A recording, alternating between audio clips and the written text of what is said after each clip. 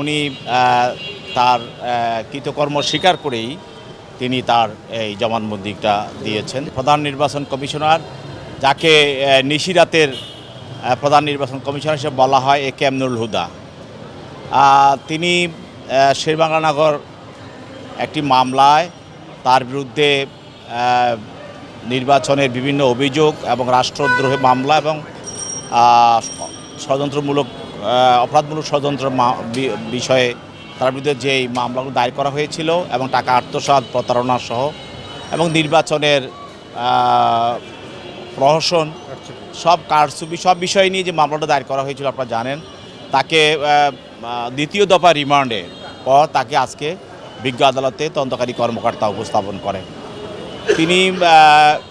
স্বইচ্ছায় তিনি আজকে বিজ্ঞ অতিরিক্ত সিএমএম আদালতের অতিরিক্ত হাকিম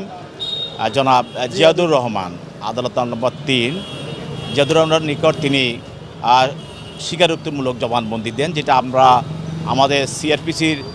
166 ধারায় যে জবানবন্দি দেওয়া হয় সেই জবানবন্দিটা উনি দিয়েছেন এবং উনি তার কৃতকর্ম স্বীকার করেই তিনি তার এই জবানবন্দিটা দিয়েছেন। ডায়লগস টয়লেট ক্লিনার, যার অ্যান্টিব্যাকটেরিয়াল এজেন্ট টয়লেটের কোনায় কোনায় পৌঁছে 99% জীবাণু ধ্বংস করে এবং তিনি এটা স্বইচ্ছা দিয়েছেন এবং তিনি